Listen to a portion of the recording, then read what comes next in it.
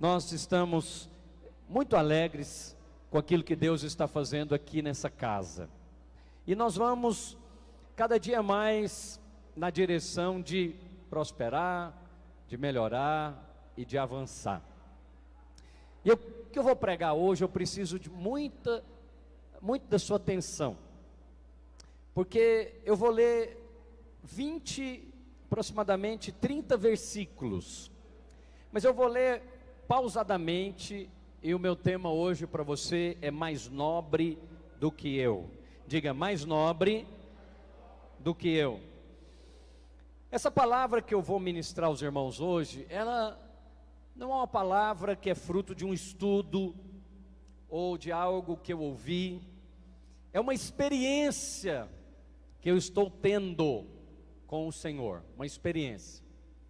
Queria pedir aos servos que me ajudassem, de modo que os irmãos se assentem nos seus devidos lugares e preste bem atenção para que essa palavra, assim como me abençoou, abençoe você também. Amém? Vamos para Gênesis capítulo 38, versículo de número 1. Gênesis 38, 1. Aconteceu que por esse tempo Judá se apartou dos seus irmãos e se hospedou na casa de um adulamita chamado Ira. Ali viu Judá a filha de um cananeu chamado Sua. Fala comigo, Judá, Sua, marido e mulher. Ele a tomou por mulher e a possuiu. E ela concebeu e deu à luz a um filho, e o pai lhe chamou Er. Então nós temos aqui pai, mãe e o primeiro filho, chamado Er. Tornou a conceber e deu à luz a um filho, e a este deu a mãe o nome Onã. Continuou ainda e deu à luz a outro filho, nesse caso o terceiro filho, chamado Selá. Ela estava em Quezibe quando isso aconteceu. Então, acompanhe comigo aqui a história bíblica. Um casal chamado Judá, casado com Sua, pai de 3 filhos. Fala comigo, Er, Onã e Selá. Versículo 7. Er, porém, o primogênito de Judá, era perverso perante o Senhor, pelo que o Senhor o fez morrer. Então disse Judá a Onã: possui a mulher do teu irmão, e cumpre o levirato, e suscita descendência a teu irmão. O levirato era um costume, uma regra judaica, onde um irmão deveria continuar a descendência do outro, porque senão aquela família iria acabar, e talvez até aquela tribo. Mas esse filho de Judá, chamado Er, era maligno, e não suscitava descendência ao seu irmão. Alguém se lembra um dos nomes do Senhor? Ele é o leão da tribo de... O que acontecia aqui nesse caso? Este homem, chamado Er, estava impedindo, ou tentando impedir, que o leão da tribo de Judá viesse. Ele não sabia, mas estava sendo usado pelo diabo. Deixa eu falar uma coisa muito importante para você. Há pessoas que não sabem, mas estão sendo usadas pelo inimigo para tentar impedir propósitos de Deus na sua vida. Eu quero te dizer, não vai dar certo. Você vai chegar ao pleno propósito de Deus, porque você vai ver o final da história. O final da história é como o final da minha história e da sua. No mundo tereis aflições, mas tem de bom ânimo, eu venci o mundo. Então, se Jesus venceu, nós venceremos também. E ainda que pessoas perversas, como este homem aqui chamado Er, entrem na nossa história para tentar impedir o que o leão da tribo de Judá tem para fazer, de antemão eu já te falo, o Senhor é aquele que guarda a nossa vida. Eu e você estamos guardados pela mão do Todo-Poderoso. Quem diz amém? Então disse o Judá a Onã: possui a mulher do teu irmão, no caso Tamar, e suscita descendência. Sabia, porém, Onã, que o filho não seria tido por seu, E todas as vezes que possuía a mulher do teu irmão, deixava o sêmen cair na terra. Para quê? Para não dar descendência ao seu irmão. Por que ele fazia isso? Porque ele era maligno, e ele queria impedir os propósitos de Deus. Mais uma vez eu afirmo para você, se alguém tentar se levantar contra os propósitos de Deus na minha vida e na sua, eles não prosperarão. Vamos continuar a história para você entender.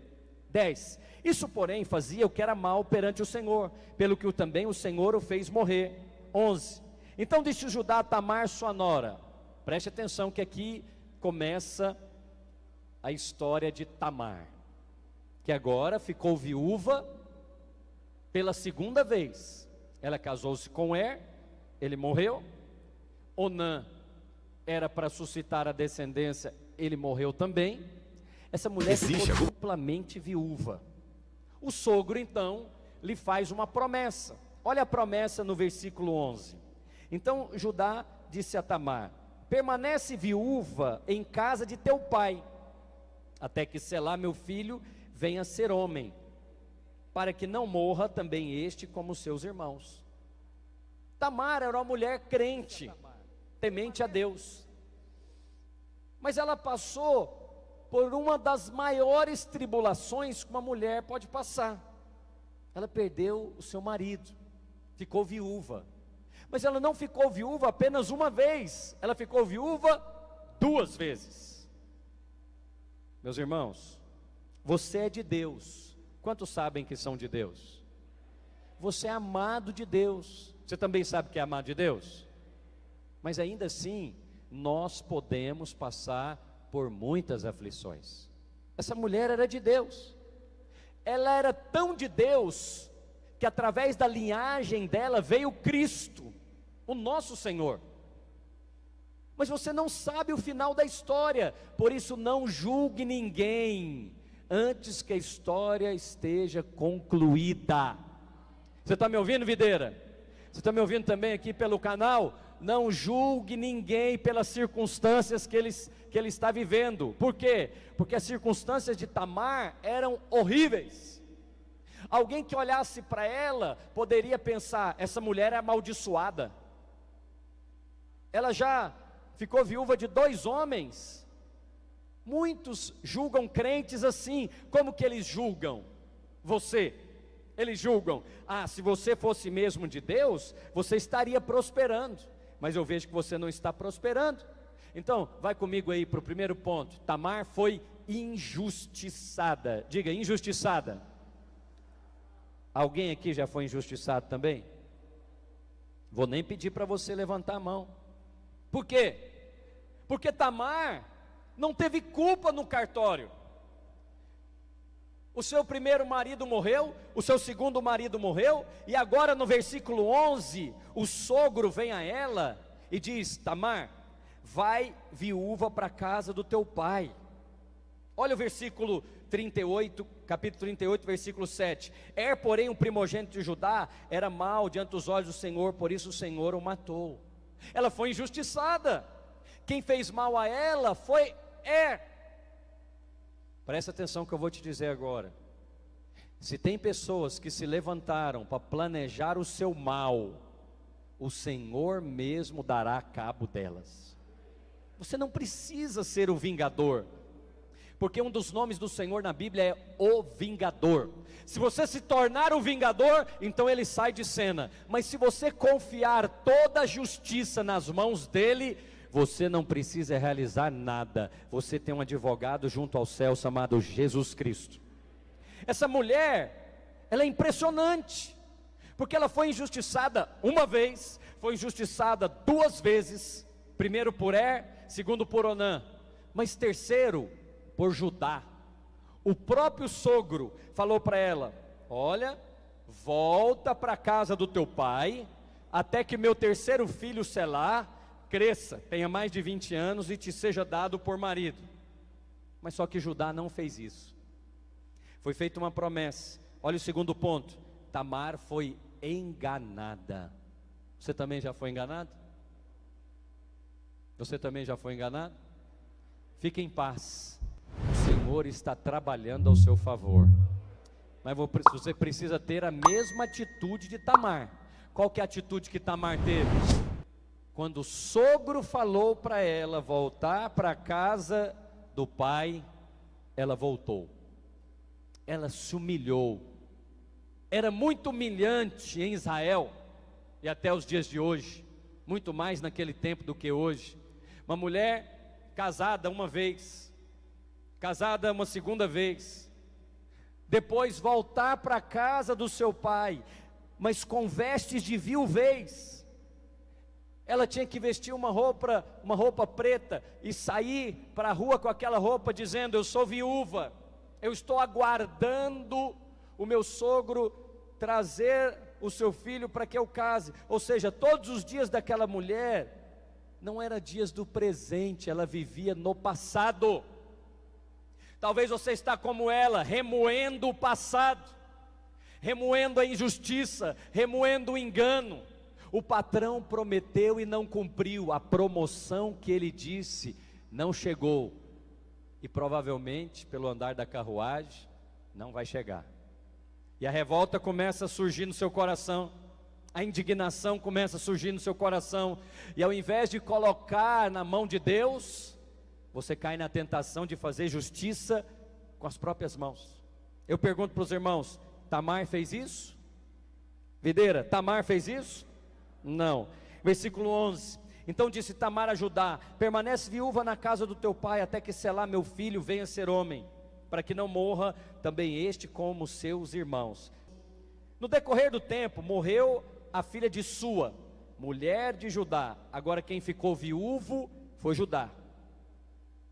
E consolado Judá, subiu os tosqueadores de suas ovelhas em Tímina, ele e o seu amigo Ira, o adulamita, e o comunicaram a Tamar. 13: eis que o teu sogro sobe a Tímina para tosquear as ovelhas. Então ela se despiu das vestes de viuvez, cobrindo-se com véu, se disfarçou e assentou à entrada de Enaim, no caminho de Tímina.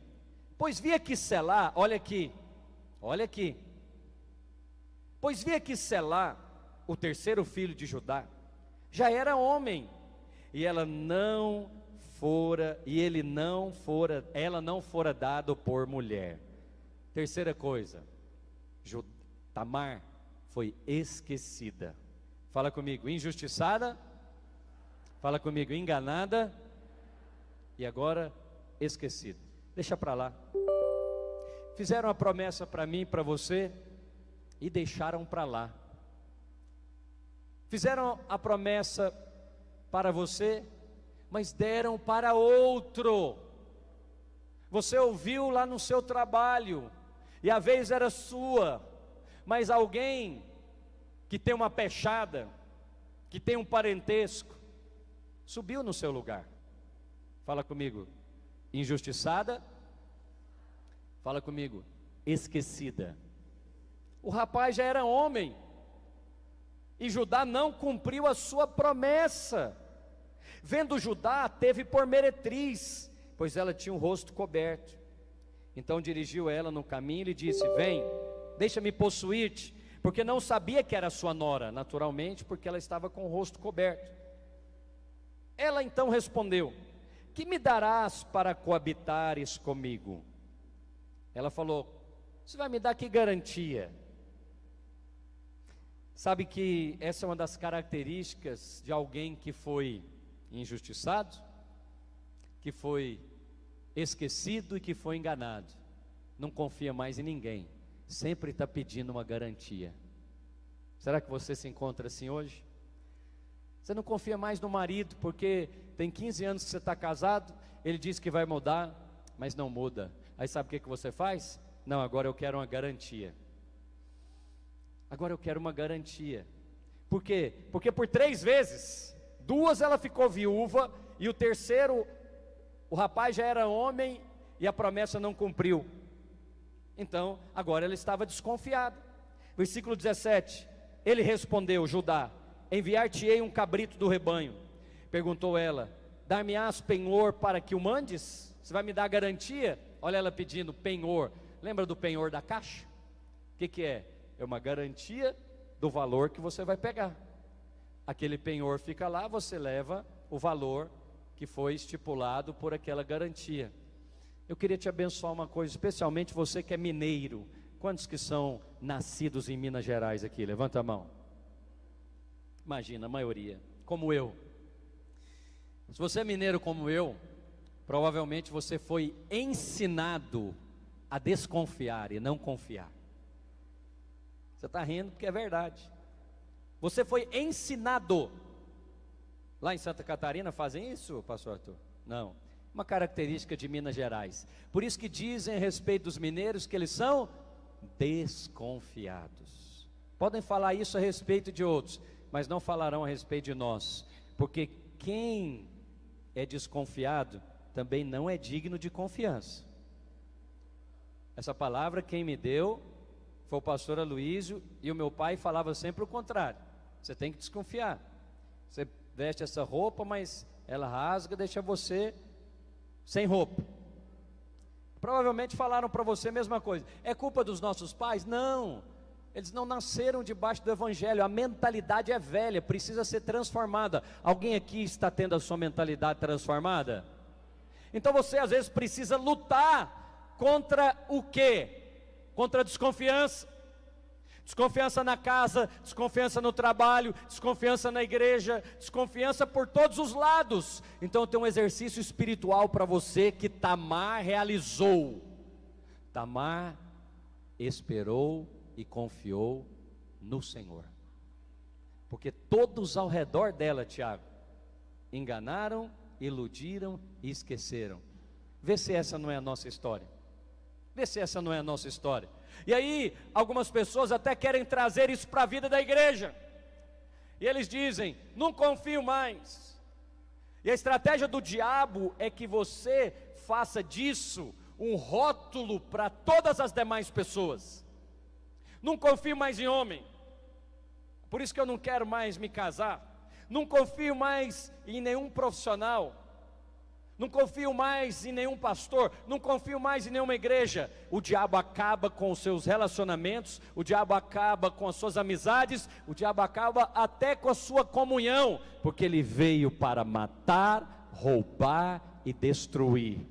Mas graças a Deus, que no mesmo versículo Cristo diz: eu vim para que tenhais vida e vida em abundância. E quer saber? Não existe abundância sem confiança. Não existe abundância.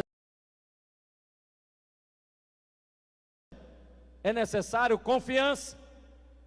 Alguém que tem muito dinheiro aplicado tem que confiar na instituição, não tem? Tem que confiar naquele que faz a gestão do seu dinheiro, não tem? Então, não há abundância sem confiança. Não há abundância na igreja se você não confia na liderança, se você não confia no pastor. Não há abundância. Então eu quero te abençoar aqui com algo que Tamar fez. Diga, Tamar confiou no Senhor. Porque honestamente não tinha ninguém mais para ela confiar. O sogro enganou, os parentes enganaram, injustiçaram, foi esquecida. Mas eu vou te contar a boa notícia. Solta aí, Paulo, a boa notícia no final. No final Tamar foi honrada. E no final você também vai ser honrado. E esse final pode ser hoje. Hoje pode ser o final dessa história. E oxalá, como diz a Bíblia, que seja hoje, em nome de Jesus. Porque o dia da salvação não foi ontem e nem amanhã. Se você está ouvindo essa palavra, é para que ela se cumpra na sua vida hoje. Tamar pediu uma garantia. Você já tem a maior das garantias. Eu vos dou a minha paz, disse Jesus. Eu vos dou a minha paz. E ele deixou como garantia algo que nenhum homem pode adquirir e dinheiro não pode comprar. É o Espírito Santo da promessa. Ele falou para os discípulos, porque ele sabia que nós somos frágeis, fracos e pecadores. E ele disse então, vou deixar para vocês uma garantia que eu vou voltar. Qual a garantia, Senhor? O Espírito Santo da promessa. Eu irei, mas eu enviarei para vocês o Consolador, e ele vai orientar vocês até que eu volte. Diga, Maranata, vem Senhor Jesus. Todo o nosso relacionamento é baseado na confiança. Você está aqui porque confia em Deus, está consagrando o primeiro dia da semana ao Senhor, porque confia que já é abençoado e terá uma semana abençoada. Mas você vem a esse ministério e congrega aqui conosco, porque também você confia, apesar de ser injustiçado, talvez esquecido, ou talvez até enganado, porque não tem poder ser injustiçado, esquecido, enganado por pessoas que você não conhece. Você não dá a mínima, porque você não tem relacionamento, você não conhece. Mas quando isso acontece com gente próxima a você, tem o poder de te machucar, tem o poder de te ferir, e tem o poder de produzir amargura. Diga amargura. E alguém amargurado é alguém que não vai prosperar. Mas diga comigo, Tamar foi honrada. Versículo 25, 18, vamos continuar, depois eu vou no 25. Respondeu ele: que penhor te darei? Ela disse: o selo, o cordão e o cajado. Fala comigo, o selo, o cordão e o cajado. Agora preste bem atenção que eu vou te falar, que em 10 minutos eu vou terminar. Quando Deus for honrar você, e eu não estou falando se Deus vai honrar você, não, eu estou falando quando Deus for honrar você, se não é que Ele já está começando a fazer isso, Ele vai colocar o selo sobre a sua vida. Como que isso funciona, pastor? Antigamente os profetas, os reis, usavam um anel com que eles selavam as cartas, selavam os documentos. Algo que tinha o selo do rei é igual determinação de juiz. Determinação é para ser cumprida, não é? Não é assim que dizem aí os juristas? Então determinação é para ser cumprida. Quando tinha o selo do rei, não era para ser questionado, era para ser cumprido. Quando Deus honrar você, Ele vai colocar o selo sobre você e sobre aquilo que você faz. Então, não precisa querer se mostrar, não precisa cavar isso com as suas próprias mãos, porque eu tenho uma boa notícia: Deus já te deu o selo, mas às vezes isso ainda não se manifestou. Pastor, me explica melhor. Explico. Quando Deus ungiu a Davi, ele estava onde, meus irmãos? Na sua casa. E ele estava lá com o seu pai Jessé e com os seus irmãos. Mas naquele momento que ele foi ungido em secreto, só para a casa dele. E mesmo assim, lá na casa dele, todos desprezaram aquela unção, a ponto de nem chamá-lo para estar na reunião onde o profeta queria ungir alguém da casa de Jessé. Então, quando Deus colocou, isso aqui você precisa ficar atento, quando Deus colocou o selo sobre Davi, Ele o fez secretamente. Eu estou falando de você. Quando Deus colocou o selo sobre você, provavelmente Ele o fez em secreto, ainda não se manifestou. Por isso você fica procurando o selo na sua vida financeira e fala: pastor, não tem selo aqui nenhum não, a minha conta está negativa. No relacionamento, pastor, não tem selo aqui nenhum não, nós brigamos mais do que conversamos. O selo foi colocado no secreto, mas o dia que Deus honrar você, todo Israel verá. Quando é que aquela unção que estava sobre Davi se manifestou? Foi quando ele encontrou com Golias. Quando ele encontrou com Golias, aquela unção que foi feita no secreto se manifestou diante de todo Israel.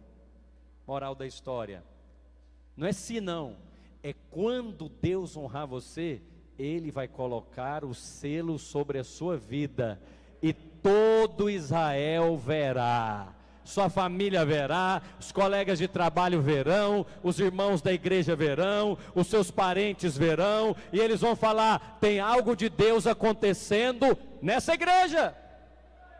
Sabe o que estão falando a nosso respeito? Tem um selo de Deus nessa igreja. tem algo acontecendo nessa igreja, porque nós estendemos a mão para cá e nós falamos, haja um projetor, e aí o projetor aparece. Nós estendemos as mãos e falamos, haja um som de qualidade, e você está ouvindo o som de qualidade. Pastor, nós compramos? Ainda não, mas tudo começa com a unção que foi feita no secreto. Diga, eu sou ungido. Diga, eu sou ungido. Diga, eu sou ungido. Quando você for trabalhar, diga, eu sou ungido. Tem 10 com você concorrendo. Você baixa a cabeça, fecha os olhos e diga, Senhor, eu sou ungido. Esse mês eu vou arrebentar. Oh, aleluia!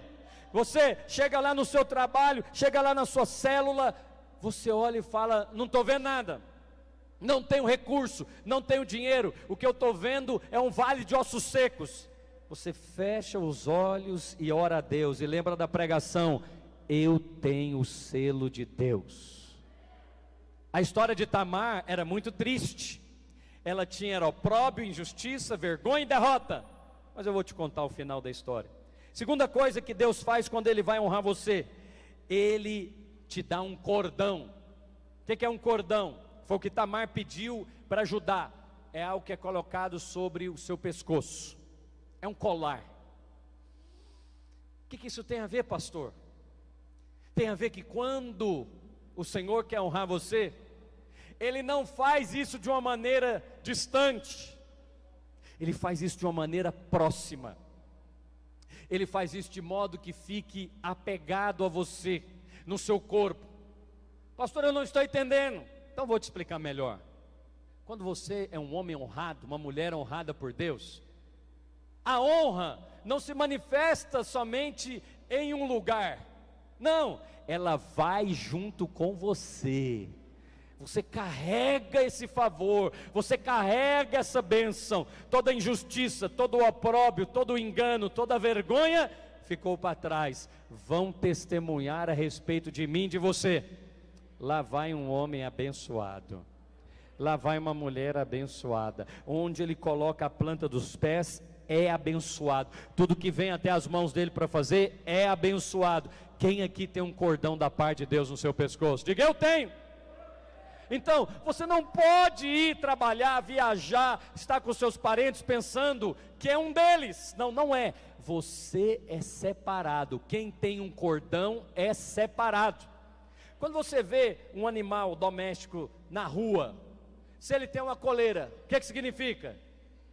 Tem um dono, não tem? Alguém aqui tem um colar sobre o seu pescoço? Diga, eu tenho um dono. Alguém aqui tem um dono? Diga amém. Você tem um colar sobre o seu pescoço. Você não é como os demais. Os demais, eu não estou te comparando ao animal, só estou trazendo uma ilustração para você compreender. Se você vê um animal, um cachorro andando pelas ruas e não tem coleira, ele não tem dono. Mas se você vê um animal andando pelas ruas e ele tem um colar, uma coleira, ele tem um dono. Alguém aqui tem um dono? Então você vai ser honrado por Deus. A equipe de louvor pode subir. E por último, fala comigo, o selo, o cordão e o cajado.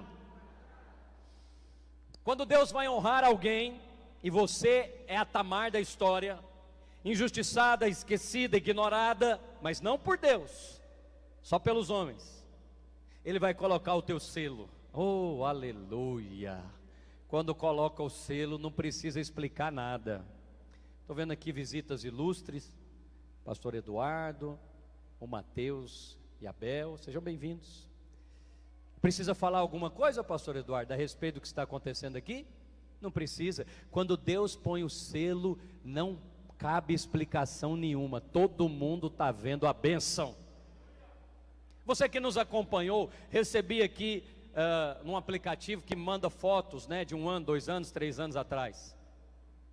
4 anos atrás, eu estava fazendo essa mesma reunião com alguns dos irmãos que estão aqui na rua. Provavelmente os irmãos aí também, né? Pastor, e aí o que aconteceu? Pois é, eu não sei te explicar, mas eu sei que tem um selo da parte de Deus.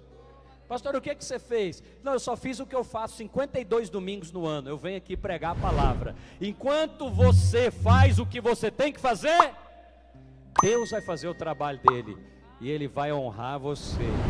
Injustiçado, enganado, esquecido, o selo de Deus virá sobre a sua vida. Mas você precisa perseverar. Continue dia após dia, cada dia um pouco, e o selo de Deus vai se manifestar. Mas também o cordão, eu tenho um dono. Eu sei que eu sou abençoado. Você sabe que você é ungido. Você tem um dono. O seu dono não é o seu patrão. Quem te colocou naquela empresa não foi o seu colega, não foi a seleção, o RH. E por último, o cajado. Aleluia. Fica de pé onde você está. Cajado é símbolo de autoridade. Quando Moisés chegou no Mar Vermelho, ele encontrou ali uma barreira intransponível. Por detrás, os egípcios estavam vindo com seus cavalos. Pela frente, o Mar Vermelho. Ou seja, não tinha lugar para ir. Não tinha para onde correr. Se voltar, literalmente o bicho egípcio pega. E se for para frente, o mar vai engolir. O que fazer quando você está numa situação dessa? Moisés levantou o cajado, e a Bíblia diz que ele ouviu do Senhor: diga ao meu povo que marche. E é o mesmo que eu venho aqui dizer para você nessa noite. Se você foi injustiçado, se você foi enganado, se você foi esquecido, não tem problema não. Eu vou te contar o final da história. O final da história é o seguinte, 19. Levantou-se ela e se foi, tirou sobre si o véu e tornou as vestes de viuvez. Parece que não mudou nada. Você vem aqui domingo após domingo e parece que não mudou nada. Igualzinho Tamar. Foi lá, deitou-se com Judá, pegou o selo, o cordão e o cajado. Parece que não adiantou nada. Versículo de número 24. Passado quase 3 meses, foi dito a Judá: Tamar, sua nora, adulterou, e essa está grávida. Então disse Judá: tirai-a para fora, para que seja queimada. A lei sempre faz isso conosco, dá uma sentença. Sabe qual é a sentença? Demite esse funcionário, corta relacionamento com esse irmão. Essa mulher adulterou. Olha aqui, eu tenho o print, porque hoje é assim, né? Eu tenho a foto, eu tenho o áudio do WhatsApp. Cuidado, não seja precipitado a julgar. Seu julgamento pode estar equivocado. Judá disse: tirai para fora, que ela seja queimada. É isso que diz a lei. Ah, o líder falhou, tira a liderança dele. Eu ouço isso constantemente, irmãos. Eu tenho a grata, alegre oportunidade de pastorear 70 igrejas videira, 20 associados e 2 países. Toda hora tem alguém me dizendo: tira para fora e queima, tira esse obreiro e queima, tira esse fulano e sai do ministério. Aí sabe o que aconteceu? Em tirando, mandou ela dizer ao seu sogro: do homem de quem são estas coisas eu concebi. Disse mais: reconhece de quem é esse selo? Fala comigo: selo, cordão e o cajado. Sabe qual foi a conclusão de Judá? Disse Judá: mais nobre é ela do que eu. Ou seja, ele estava enganado. Deus fez justiça para Tamar. Coloca por favor aí, Paulo, nesse versículo que eu estou falando, por favor. Gênesis 38, 26. Mais justa é ela do que eu, porquanto não tenho dado Selá meu filho. Eu tirei conclusões precipitadas. você também. E às vezes nós tiramos para fora relacionamentos e os queimamos. Tiramos para fora pessoas que trabalhavam conosco e os queimamos. Mas hoje eu estou aqui para levar você a um lugar mais nobre. Diga, mais nobre do que eu. Capítulo 5 de Mateus e versículo 11. Bem-aventurados sois quando vos injuriarem, igual fizeram com Tamar, perseguirem, como fizeram com Tamar, mentindo, como fizeram com Tamar, disserem todo mal contra vós por minha causa. Exultai e alegrai-vos, porque grande é o vosso galardão nos céus, porque assim perseguiram os profetas que foram antes de vós. Deus vai honrar você. Mas eu e você precisamos ter uma atitude diferente da atitude de Judá. Ele já tirou para fora e mandou queimar. Ela foi mais nobre do que ele. Ela esperou no Senhor, mesmo esquecida, enganada e injustiçada. Jeremias 23, 6 diz: e este será o seu nome, com o qual se chamará o Senhor Justiça Nossa. O Senhor é a nossa justiça. Quantos dizem amém? Levanta a sua mão direita e diga: o Senhor é a minha justiça, e nele eu confiarei. Vamos celebrar o Senhor.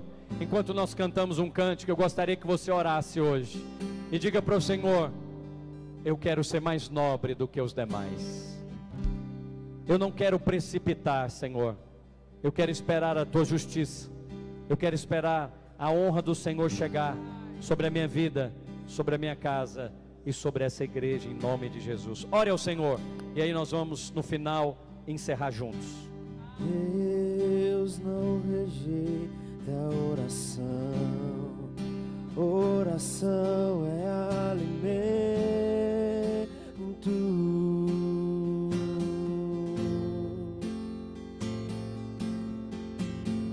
Nunca vi um justo sem resposta, ou ficar no sofrimento.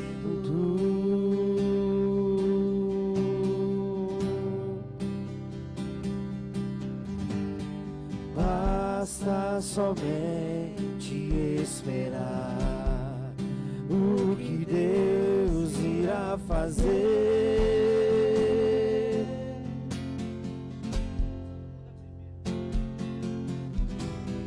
Quando Ele estende a sua mão, é a hora de vencer.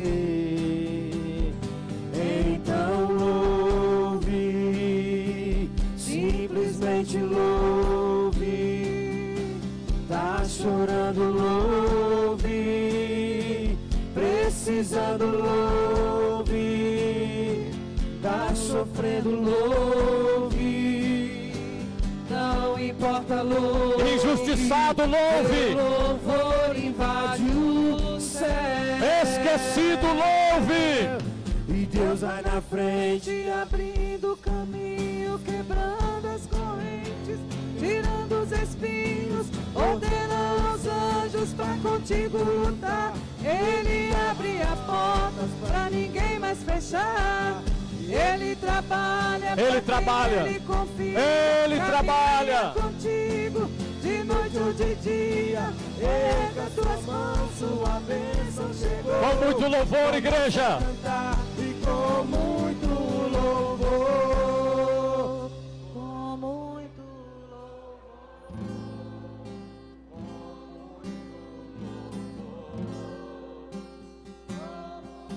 Esquecido com muito louvor, injustiçado com muito louvor, caluniado com muito louvor. Oh Cristo, justiça nossa. com muito louvor, com muito louvor, com muito Mais nobre do que eu, mais nobre do que eu. E E Deus vai na frente, abrindo os caminhos, quebrando as correntes, tirando os espinhos, ordena os anjos pra contigo lutar. Ele abre a porta pra ninguém mais fechar. Ele trabalha pra quem nele confia. Cante, igreja. Erga suas mãos com muito louvor, videira. Com muito louvor, com muito louvor, com muito louvor, com muito louvor, com muito louvor, com muito louvor, com muito louvor. Aleluia. Deixa eu terminar a pregação contando para você o que aconteceu com Tamar. Capítulo 1 do livro de Mateus e versículo 3. Coloca aí, Paulo, por favor. E Judá gerou de Tamar a Pérez e a Zerá. E Pérez gerou Esrom, e Esrom gerou Arão, e assim sucessivamente até chegar Cristo. Você não pode ser avaliado no meio da história.